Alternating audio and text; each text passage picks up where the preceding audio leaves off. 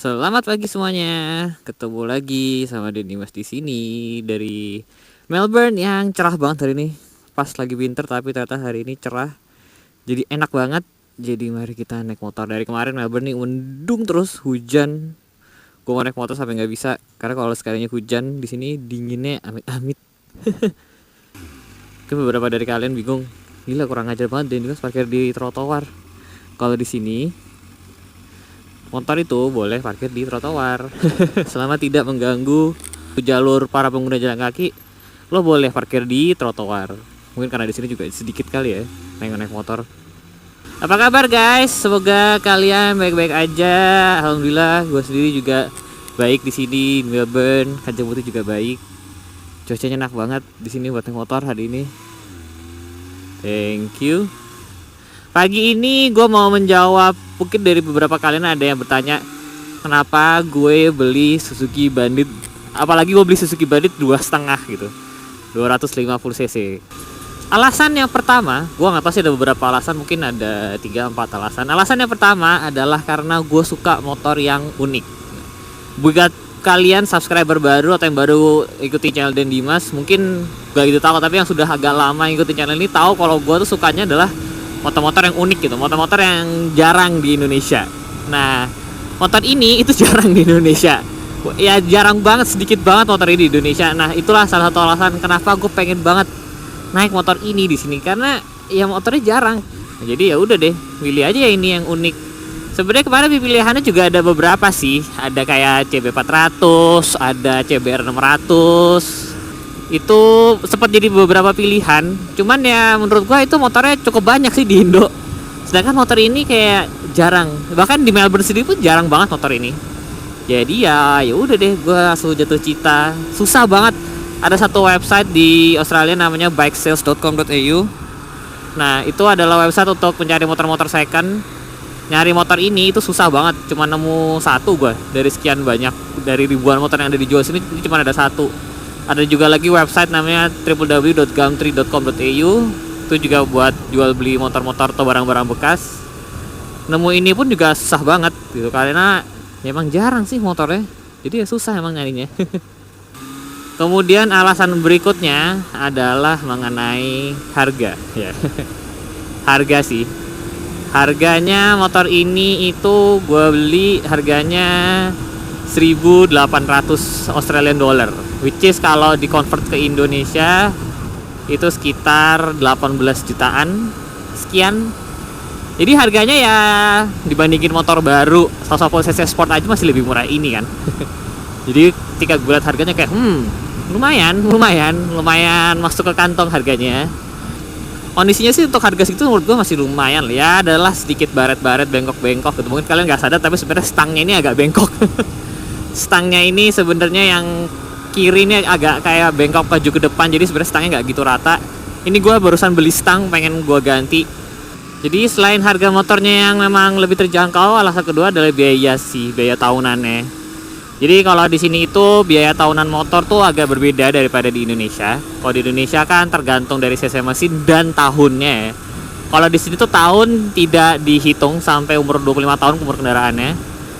Jadi di sini itu hanya tergantung cc. Nah, di sini itu cukup unik sih. Jadi di sini 0 sampai 60 cc biaya tahunannya di situ, di sini itu disebut apa ya? Ya road fee-nya gitulah, kayak pajak tahunannya. Itu sekitar 140-an dolar. Dari 60 sampai 125 cc itu cuman sekitar 300-an dolar. Dari 125 sampai 500, berarti yang di motor ini itu sekitar 500-an dolar setahun. Di atas itu, di atas 600 cc, di atas 500 cc itu udah flat rate semuanya, itu 650-an sekian dolar setahunnya. Makanya kenapa di sini GSX-R itu 125 cc ya, karena gara tadi tuh mungkin juga salah satunya, biar konsiderasinya adalah biar tahun ini lebih murah gitu. Jadi motor ini walaupun motor sudah tua, tapi gara-gara cc-nya segitu, jadi ya biaya tahunannya ya lumayan sih, setahun 300-an dolar. Mungkin kalau di Indonesia motor ini mungkin nggak akan seberapa biaya tahunannya karena sudah motor tua hitungannya. Selain itu juga kalau di sini kan butuh ada asuransi ya. Jadi sebenarnya sih lo bisa sih nggak usah ada asuransi gitu. Cuman nanti kalau ada apa-apa biaya gantinya tuh mahal, apalagi kalau kecelakaannya melibatkan pihak ketiga. Jadi makanya gue asuransi motor ini pun setahun udah sekitar berapa ya segitu lah, lupa gue, tapi pokoknya ada biayanya lagi gitu. Di sini tuh kalau misalkan bener-bener sesuatu tuh mahal. Jadi apalagi kalau misalkan lo amit-amit nabrak someone atau orang lain gitu dan lo ngerusak mobilnya mereka atau lo ngerusak motornya mereka, biaya benerinnya tuh mahal di sini gitu. Jadi makanya kenapa pakai insurance untuk mengcover itu gitu loh. Itu biaya tahunannya. Alasan kedua, alasan ketiga juga biaya perawatan. Lanjut ke poin sebelumnya tadi tuh yang benerin di sini apa-apa tuh mahal. Di sini itu kalau misalkan kalian ke bengkel, mereka tuh biasanya charge-nya per jam gitu. Per jamnya di sini yang gua nemu paling murah tuh $100. Ada bengkel beberapa yang kerjaannya cuma 30 menit tapi akan ngecas sejam tuh juga ada. Tapi gua kemarin ganti oli, di sini ada bengkel yang cukup fair menurut gua. Mereka emang bengkel Suzuki. Mereka walaupun sejamnya $100, tapi kalau misalkan hanya setengah jam ya mereka hanya ngecasnya setengah jam.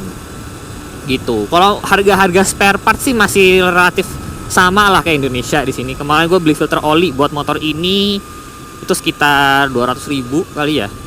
Jadi ya filter oli sama lah harganya. Olinya pun juga harganya sama. Kalau spare part sih di sini sama dan terlebih lebih banyak biasanya stoknya di sini. Buat motor ini ada gitu, di Indonesia nyari spare part motor ini mah susah gila kali. Kalau ditanya bensin, motor ini agak boros sih sebenarnya untuk 250 cc. Terus sebenarnya kalau ditanya bensin ya di sini bensin juga lebih mahal sih daripada di Indonesia. Di sini itu yang Shell apa ya di sini tuh? Pokoknya Shell yang paling mahalnya. Kalau di Indonesia tuh kan sekitar 9.000-an seliter ya. Di sini itu sekitar 10.000 sampai 11.000-an seliter. Jadi emang agak sedikit lebih mahal kalau bensin. Insurance kalau motor ini, motor nekat dan motor tua tuh biaya asuransinya lebih rendah gitu. Rendah banget. Nah, kalau misalkan gua beli tahun 2009 CBR 600, itu insurance-nya setahun langsung beda banget, 3 kali lipat biasanya harganya. Kenapa? Karena super sport. Jadi sports bike di sini tuh asuransinya lebih mahal karena probability kecelakaannya tuh lebih tinggi. Gitu. Jadi kalau mau lebih murah tuh emang beli skuter, beli motor nekat, gini-gini tuh biaya tahunannya atau insurance-nya tuh lebih murah. Sports bike tuh udah wah, biaya asuransinya tinggi banget ya di sini. Jadi ya gitulah, ada juga mesti ngepas kalau tinggal di negara orang, jadi ya sudah. Dan menurut gue nggak menyesal sama sekali sih pakai motor ini, karena motor ini ya seru banget, walaupun 250 cc gitu ya, tapi 4 silinder dan seru gitu loh. Dan seperti yang gue bilang, gitu sederhana men. Nggak melulu mesti naik mobil atau mesti naik apa. Kalau emang lo suka naik motor pasti lo bahagia men. Gue bahagia banget sih naik motor ini di sini. Jadi itulah guys kira-kira top 3 alasan kenapa memilih motor ini. Next video gue pengen bahas tentang peraturan atau cara naik motor di Melbourne sini. Beberapa dari kalian pernah ada yang nanya itu juga. Karena di sini cara naik motornya ya agak sedikit berbeda daripada Indonesia. Peraturannya lebih ketat dan ada 1-2 peraturan yang agak sedikit berbeda lah dari Indonesia. Nah, gue pengen share itu ke kalian karena mungkin aja nanti salah satu dari kalian mau main ke sini, ya kan? Atau nanti kalian kuliah di sini atau nanti kalian kerja di sini. Terus kalian decide untuk beli motor. Nah, mending gue kasih tahu dari sekarang kan. Wah. By the way, jangan lupa ya vote gue sama Kanjeng Putri buat yang top 1 itu. Linknya ada di deskripsi di bawah. Dah, belibet mulut gue. Ini bus mau kemana lagi? Oke guys, kalau gitu sekian dulu untuk video kali ini. Jangan lupa like, komen, dan share, dan subscribe. Dan jangan lupa voting gue sama Kanjeng Putri ya. Let me know kalau kalian punya pertanyaan apapun tentang mengendarai motor di sini atau apalah video yang bisa gue bikinin untuk menjawab pertanyaan kalian. Let me know aja. Nanti insya Allah akan gue bikinin videonya. Thanks for watching guys. Stay safe di jalan and I'll see you on the next video. Bye bye.